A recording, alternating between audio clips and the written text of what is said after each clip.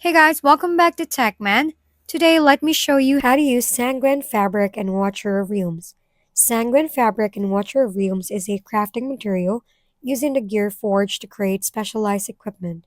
You can obtain this material by completing gear dungeon challenges, particularly stages connected to bosses such as Astral Guardians, Wicked Vengeance, and Light Grace.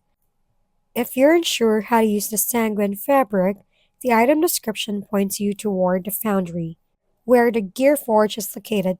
This is the section where crafting materials are converted into gear pieces. However, you must first unlock the gear dungeons before the material becomes usable.